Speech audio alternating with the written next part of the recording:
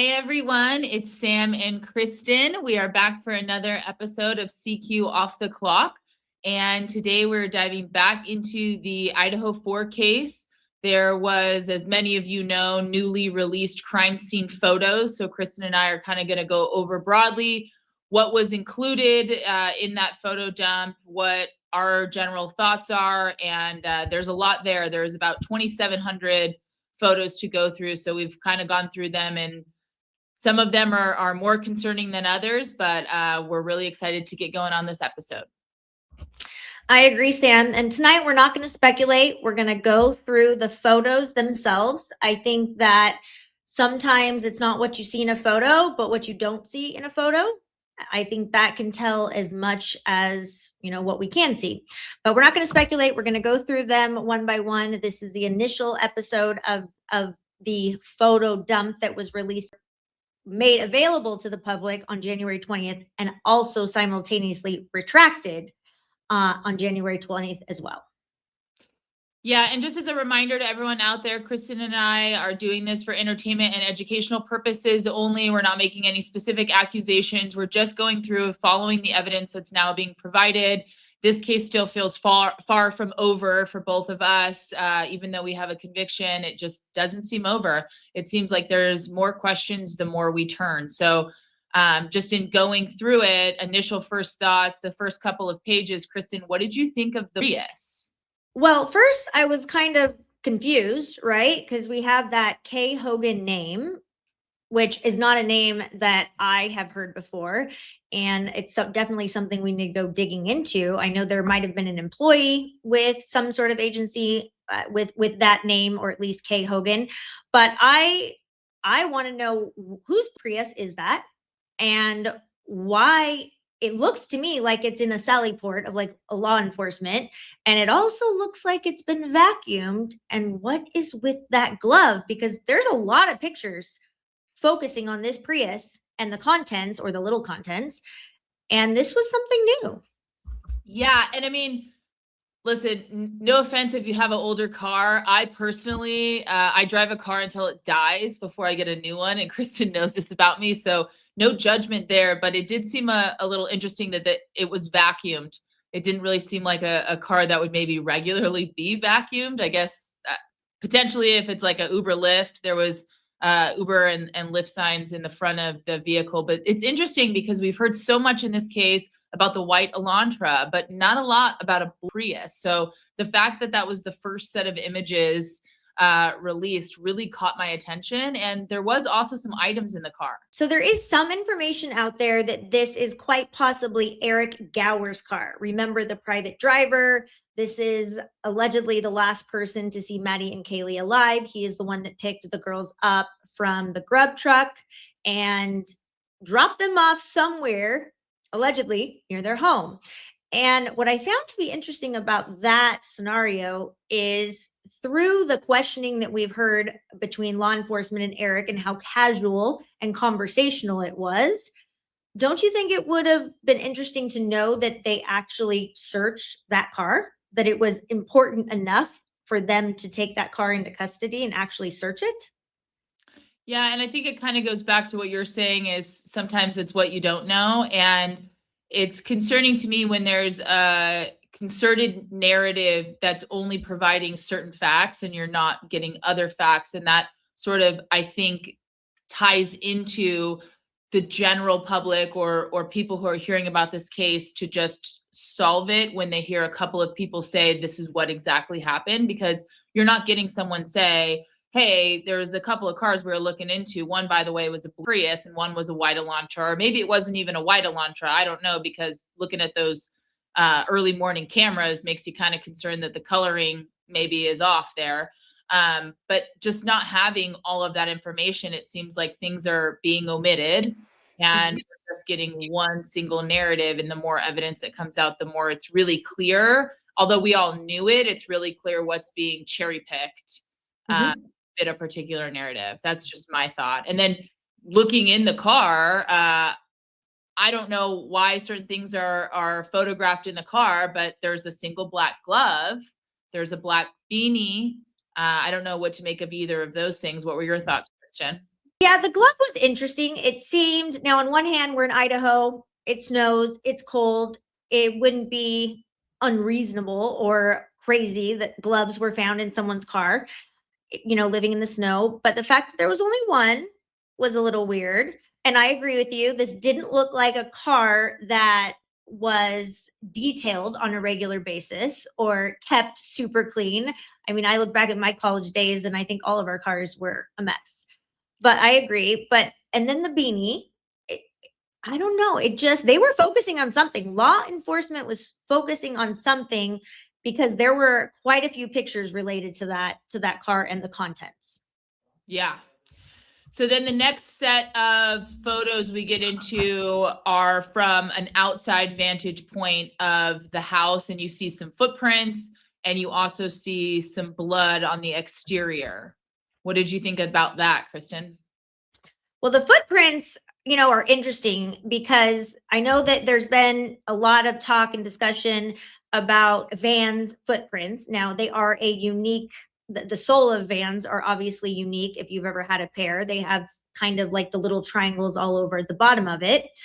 But it's it's hard to tell exactly what they're focusing on because we have to remember this was a party house, for lack of better words. There are and were a lot of people going in and out of that house, including the night before, that we know that there was a party at the King Road residence the night before.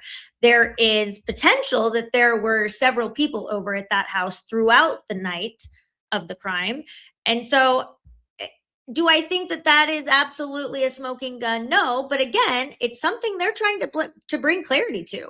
Yeah, it's just so hard with the timing of like when those footprints were actually there. And that just goes back to the fact that there was such a delay in the time or the hours or potential hours that the crimes were committed.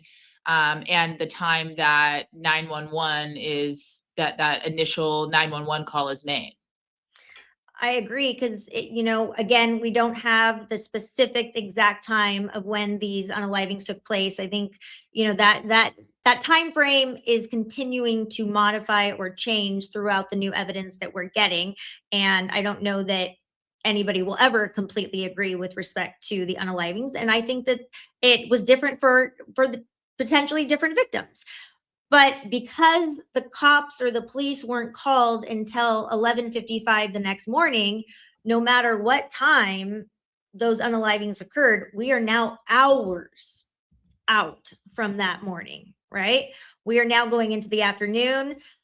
Weather has a huge impact on modifying any evidence that was outside. I mean, we're talking about Idaho. It's not like it was super sunny and the sun just kept it in the same original place from 9 hours ago. Yeah. And I just literally can't wait to get to this next part, Kristen. And I know we talked about this a little bit offline, but what do you make of the blue stuff that's all over the house? What I make of it is that there was a heavy duty cleanup that took place. Very likely that was, again, not a one person cleanup, and it is everywhere.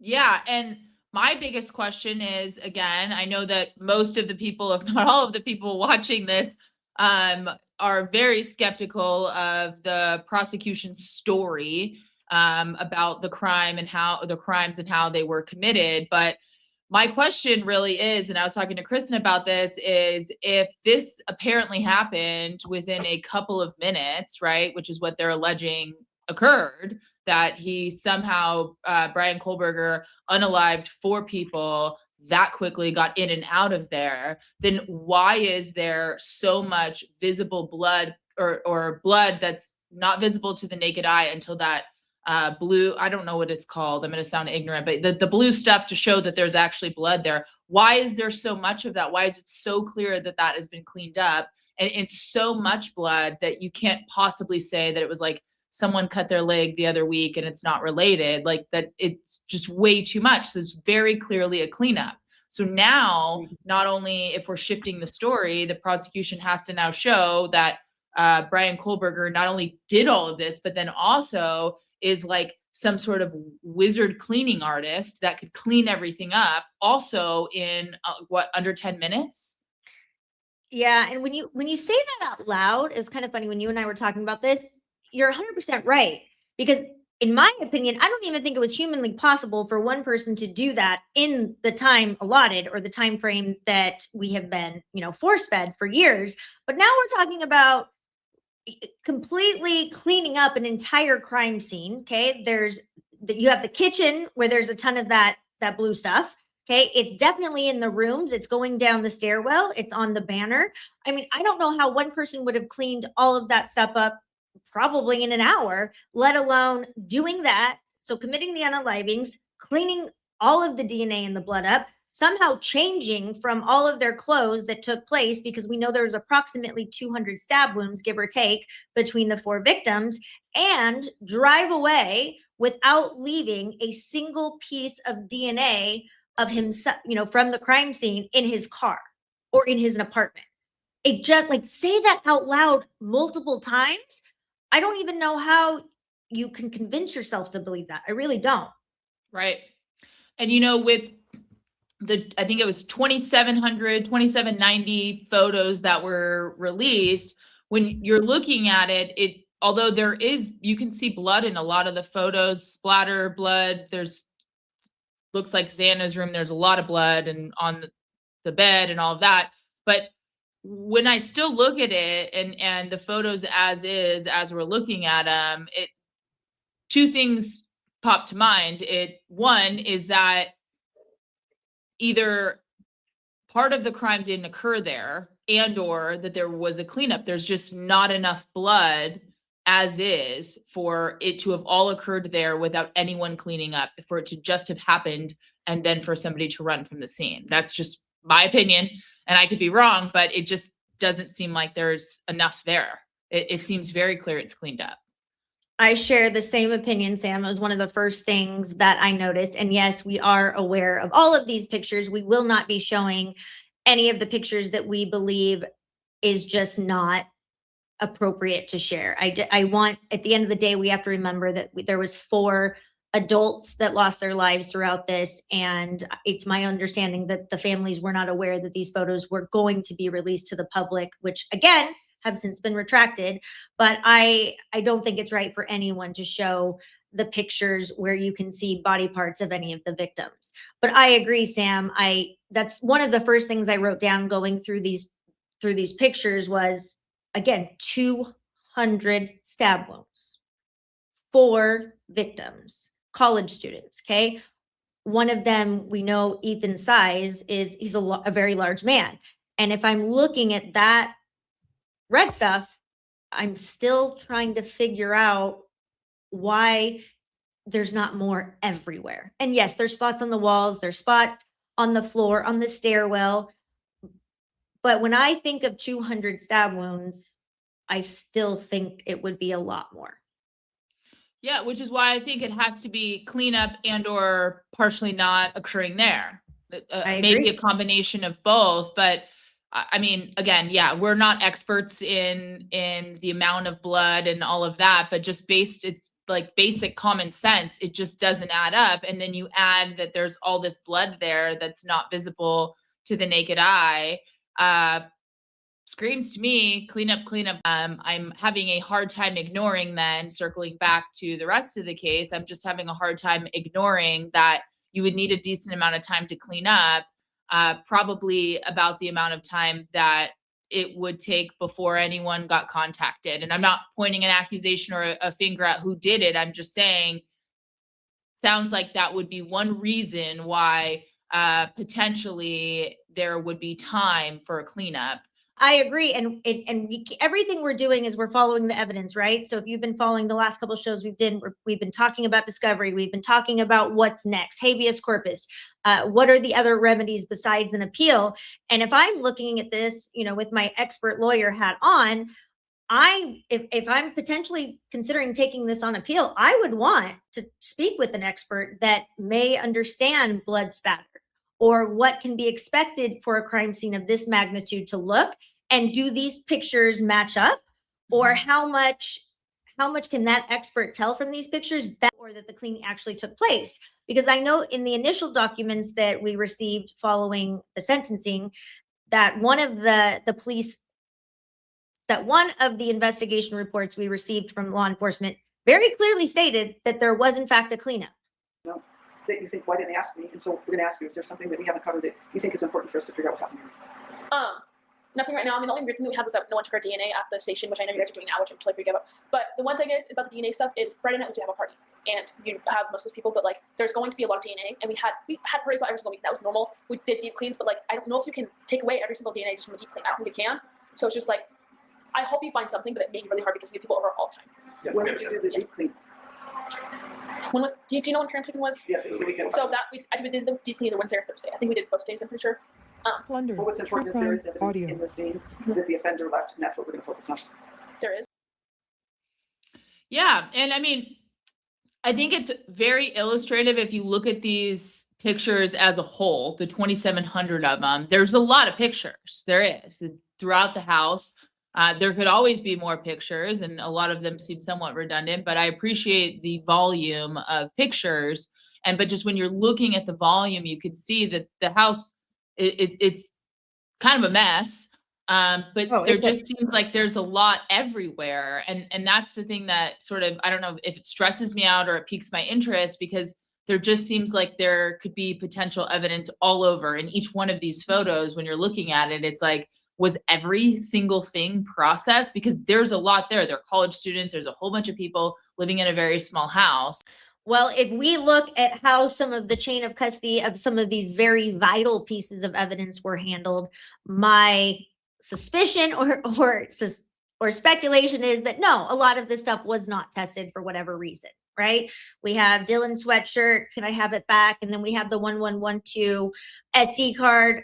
I got it. Here it is back. Wait, no, can you bring it back? Sorry, I'm on vacation.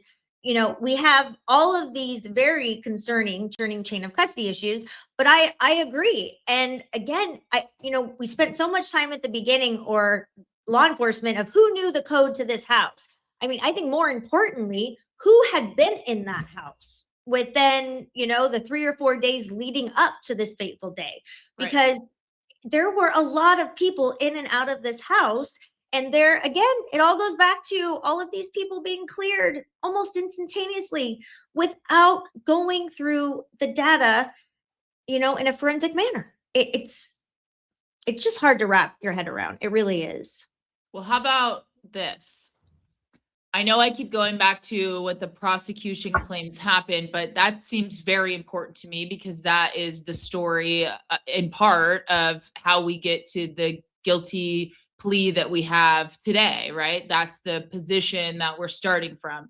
Well, wasn't the position that all of these individuals were unalived, like while sleeping, or some of them were sleeping? So if that's true, then why, when you're going through these 2,700 photos, is there blood throughout, on the walls, on the stairs, on the floors, not just limited to the rooms? That's where it was something transported. Did this happen outside of the bedrooms? Was it a combination of both? What are your thoughts? I have always had the suspicion that not all of these victims were unalived in the house. I don't believe that. And I agree that when you're looking at these pictures right in front of you, and you can see, just like you said, that it's on the sliding glass door, it's in the kitchen, it's on the stairs, going up or down, it is in the rooms, it is on the banner of the stairwell, it is everywhere. And you have to remember, I think Steve G, within the last couple months, I want to say right before the end of last year, he went on Reporter Room, which he's done a couple times, I believe. And he was still trying to feed the storyline that these 4 college students were unalived in their sleep. And that's where I have a problem with the mainstream media trying to continue to push this story when the evidence has so clearly come out and it doesn't support that theory. Okay. And this is another piece of evidence, these pictures, that does not support that theory. It just doesn't.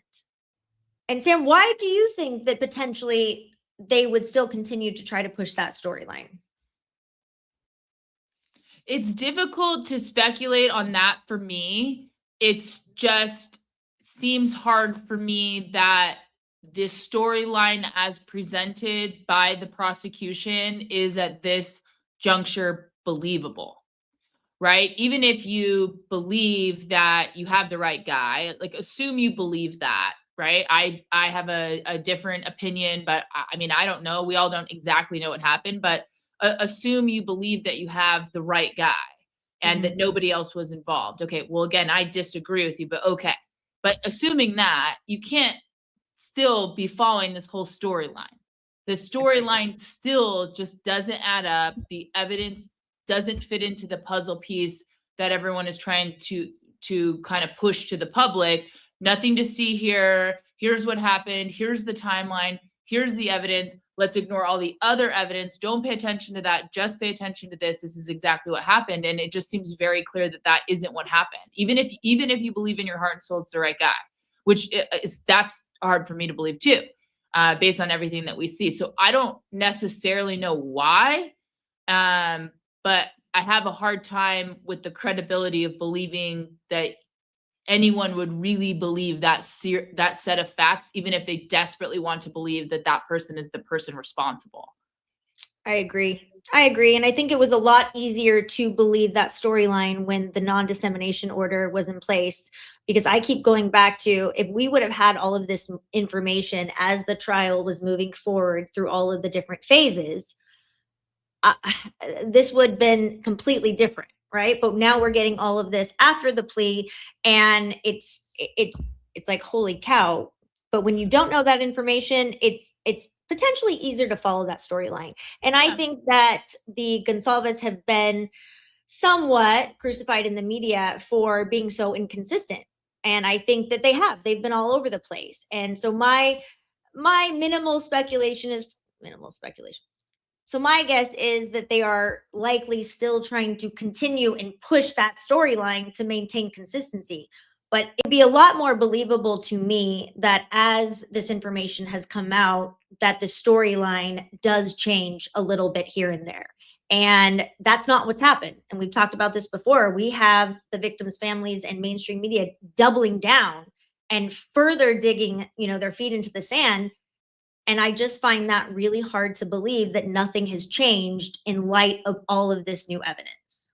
Yeah, and I mean, it's not like an uncommon phenomenon that if you have a core belief that something occurred, or just a core belief that you want to hold on to it, sometimes irrationally, because if you don't have the right guy, then you may have to consider that somebody that's innocent is in prison for the rest of their life, or that the person that did this is still out there, or that even if you believe that he is somehow involved or partially involved, that there are, again, still other people out there. So if you've held on to this core belief, and you've retained attorneys and initiated a lawsuit against WSU, it I think as a human being requires quite a bit of thought and humility to go, I could have got it wrong. Maybe I don't know everything. But yeah, just the no matter what is thrown your way, your core belief remains.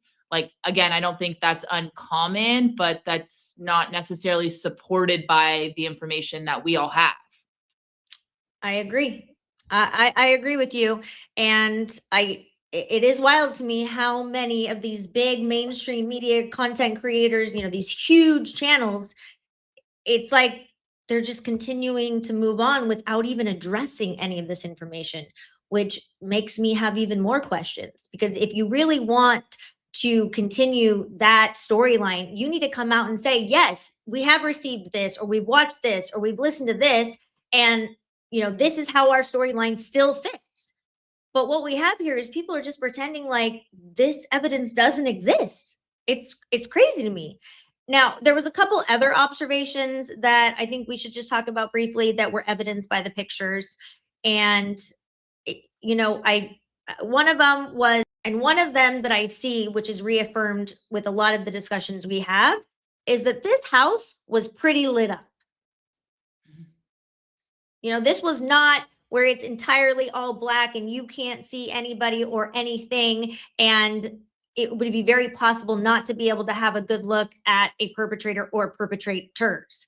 I mean, Sam, what do you think? We have the twinkling lights, we have the good vibe sign. I mean, this was not a house that was super, super dark.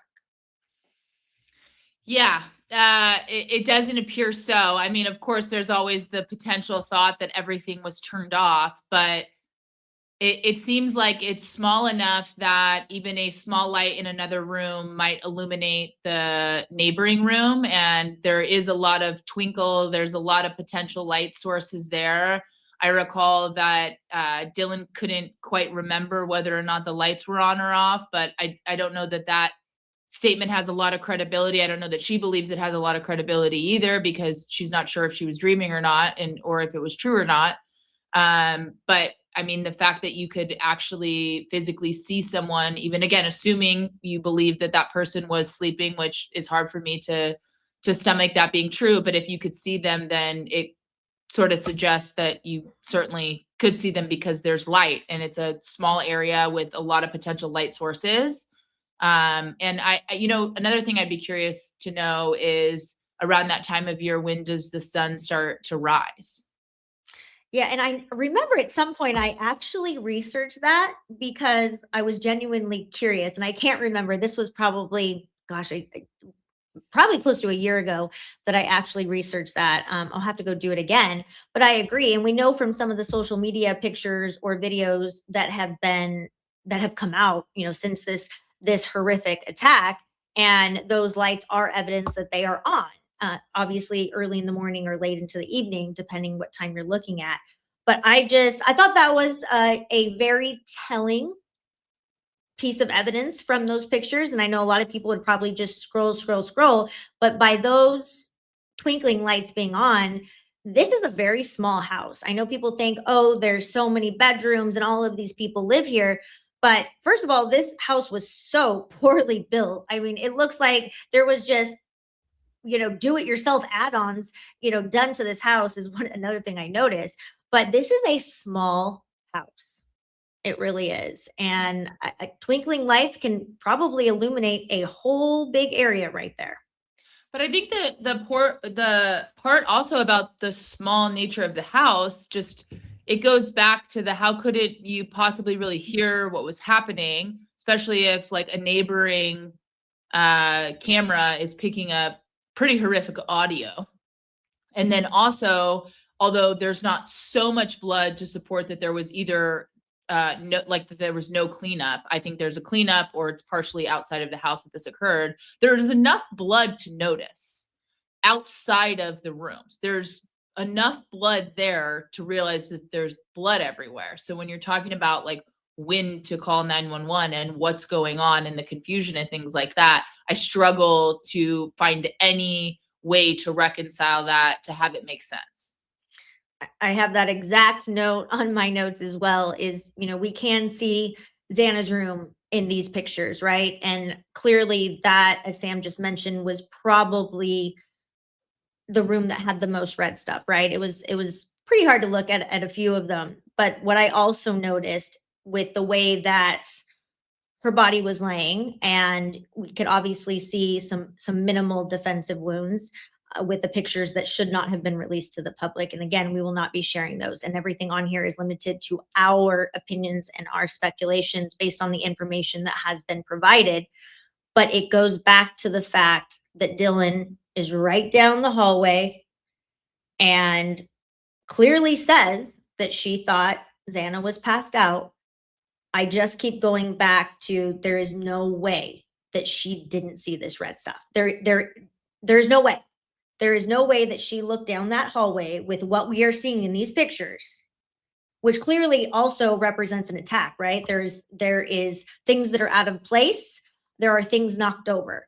I just don't buy it. And I agree with you. I don't know. I don't think there's anything you could tell me that would change that opinion. And if there is, tell me it. Yeah, I agree. I mean, that's the thing is like Kristen and I, we want to follow the evidence and give you our opinion throughout this and along this. And I am trying my best to keep an open mind. I know we all have our own biases and things like that, but I mean, it does not at all add up. It just absolutely doesn't. And the more that comes out, the more it doesn't add up. And I think that there's a reason why there's this many people looking at this case. It's not one or two people. There's a reason why this stuff doesn't make sense. And the more stuff that comes out, the more we have a painted picture that looks really different from what was provided to us by the prosecution in general. But I want to ask you this, Kristen, what about the DoorDash bag? The DoorDash bag. I have so many issues with that DoorDash. This is like one of the pieces of evidence that I probably have some of the most issues with. And first of all, the discovery that we received from DoorDash, okay, that tiny little Excel spreadsheet looking piece of paper that had a very, very limited information. If Sam and I were to subpoena, for instance, here's an example of where we would subpoena DoorDash. We have an opposing party that is working on the side through DoorDash to earn some extra income, and we need that income for purposes of calculating support.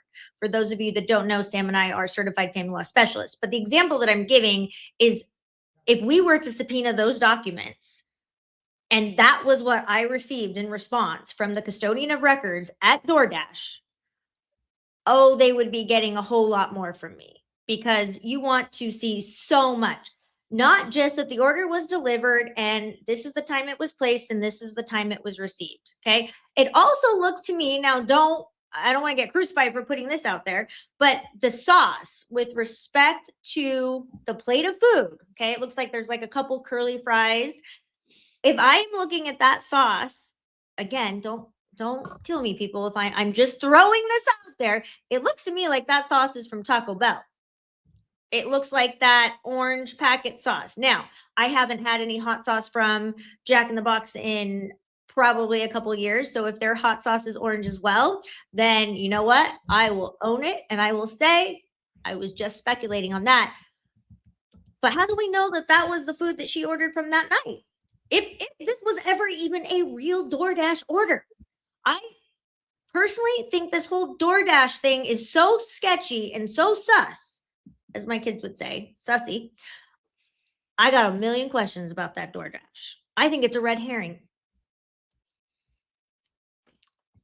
Yeah, it just, I don't even know what to make of it, to be honest with you. I really do not know what to make of it. It's hard for me to think that there would be like a fictitious DoorDash and that would somehow, because everything else seems to lack a lot of foresight, but it just, I just feel like I don't know that I have an opinion on it. I think it's hysterical that you can call out a hot sauce. Even if you're wrong, I think that's hysterical. And what's your order from Taco Bell? You got to have one if you know the sauce. Well, okay, now I probably eat Taco Bell like twice a year, but that is definitely a guilty pleasure. But oh yeah, I'm definitely going after the 3 crunchy taco supremes. Definitely. There you go. With the mild and maybe a couple hot sauces, and I can kind of do like both. But I mean that is like the signature color of the Taco Bell sauce. Everything that's changed at Taco Bell, the colors of the sauces haven't changed.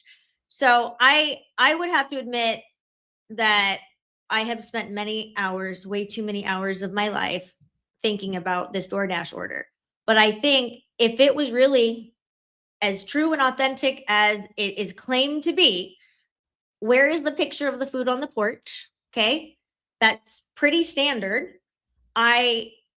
It's also my understanding, and again, if someone wants to correct me, when you say picture of food on the porch, what you're meaning is when the person dropped it off, that they would be taking a photo of the food on the porch. Yeah, and I actually did a little bit of research. It's my understanding that that is required by the driver. Yeah.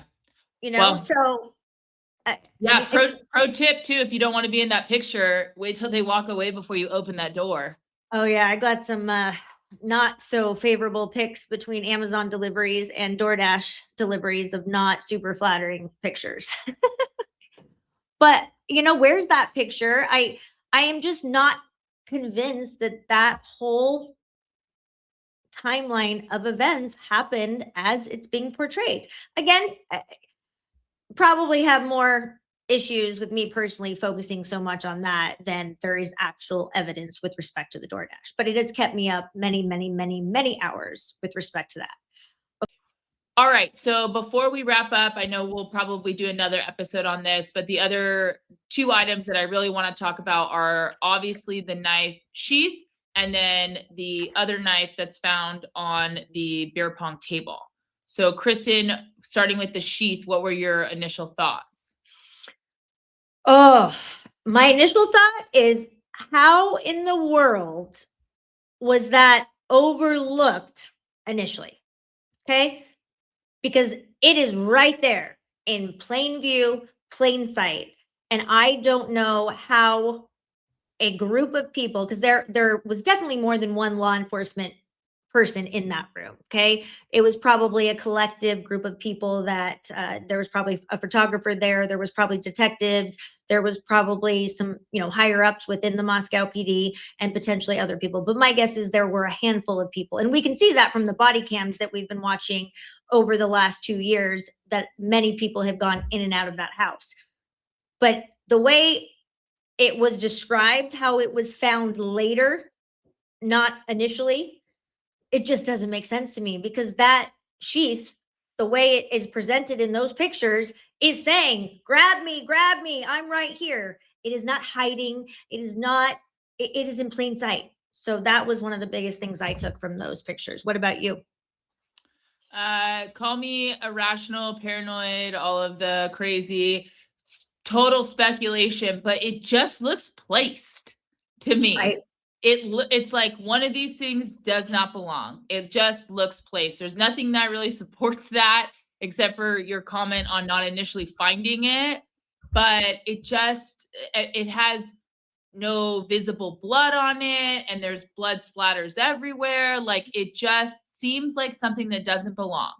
And call it a feeling, call it irrational, but that's just my thought when I look at it. I'm like, this is the thing that doesn't belong in this room. It seems like one of the first things that you would spot walking into the room, certainly. I'm with you. It's like, hey, we didn't get the evidence that we needed to figure out who committed this crime. So let me give you a little hint and leave here that's in plain sight, that somehow multiple law enforcement personnel just didn't see it, which I'm really not buying that. I'm just not. It was right there.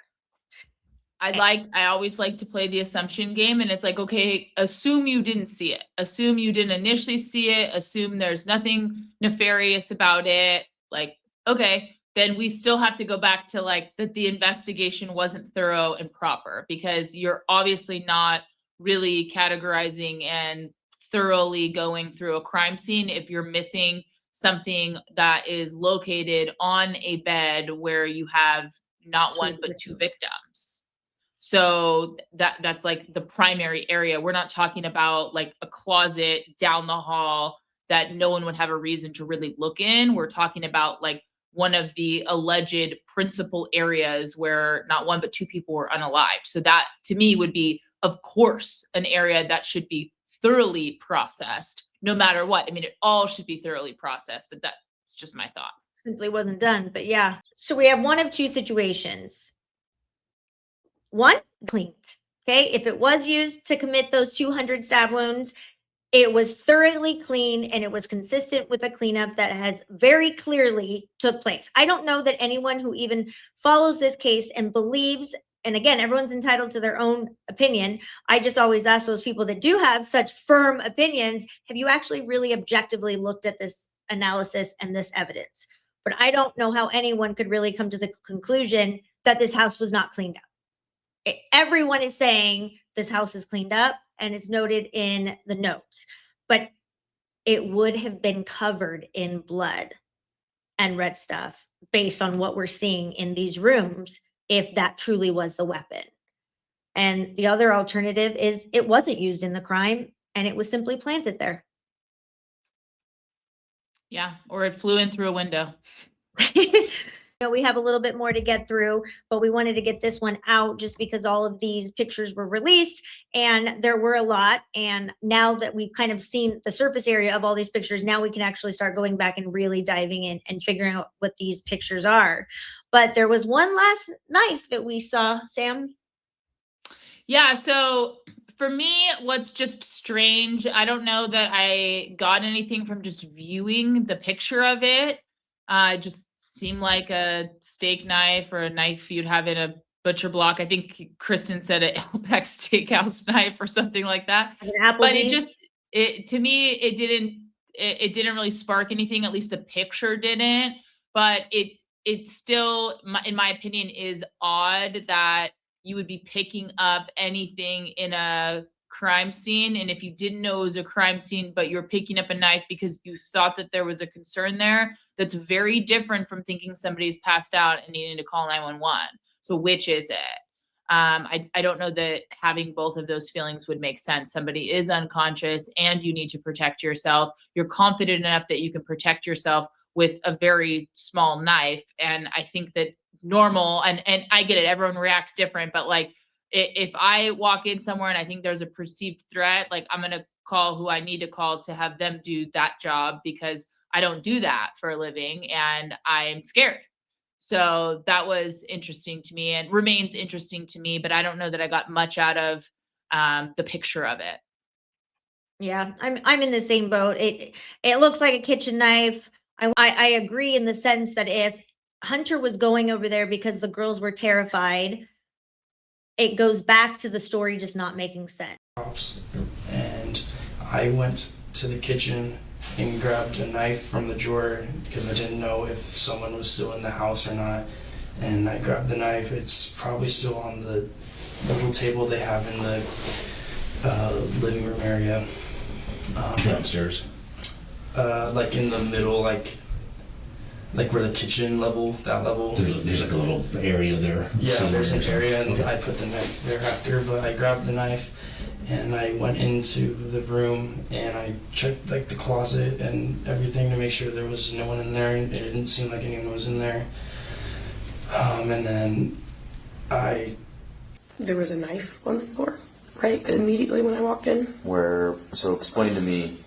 Which, I mean, like, that could be normal, but you walk in, you go up the stairs right here, and then it's the living room. You go down this hallway and it's Anna's room. There was a knife right there on the floor. Like in front of their room? In front of, just at the top of the stairs. Top of the stairs. Which I don't know why there would be. What kind of knife, do you remember? Like a steak knife. Okay. Can I cancel this? Yes. So it just doesn't, the story doesn't make sense. Either Hunter was going over there to check on Xana, if whether or not she was unconscious from drinking too much, which would not require someone to run and get a knife, to heading to check on Xana. And why didn't Hunter tell them to call 911 before he even went over there? Why did the people standing outside the house with the door open and Hunter saying get out, why wasn't it until after that because Hunter told them to call 911? I just think that entire storyline is grossly inaccurate. I don't buy it. I think it was a storyline. Well, and it's even harder to believe now that we have all these photos to look at.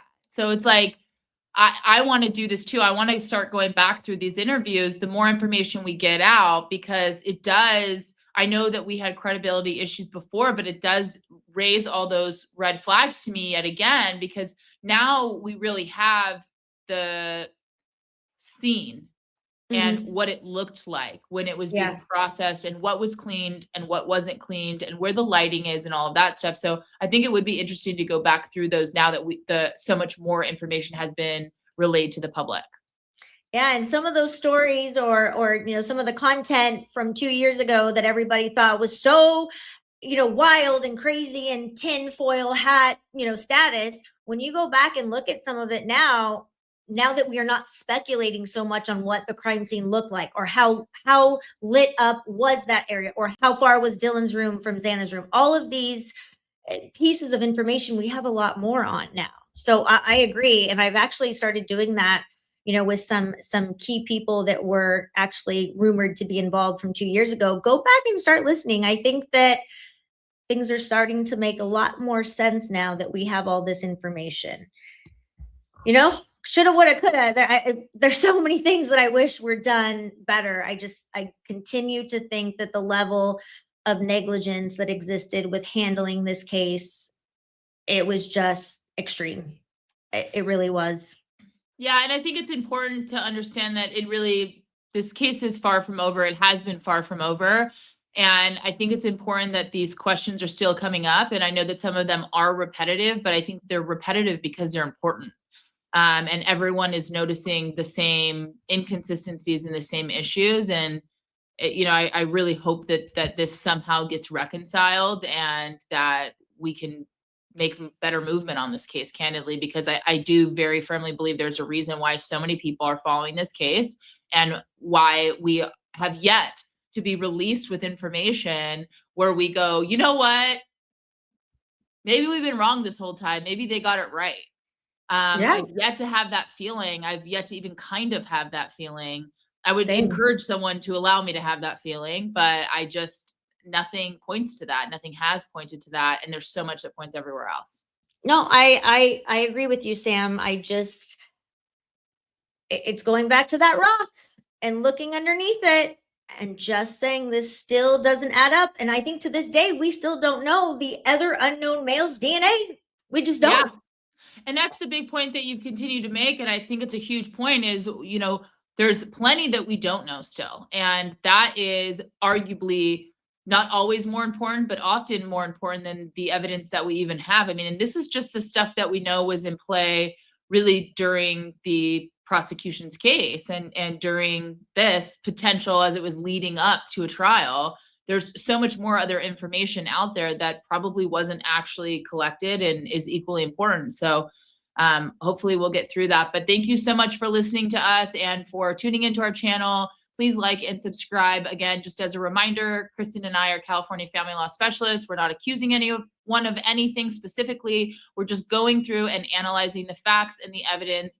And we are drawing some opinions based on that. We love to hear your comments, whether we agree with them or don't agree with them. Please still share them because it's important to us. We want to be challenged in that way. And we want to know what really happened in this case because there's so many red flags. So thank you.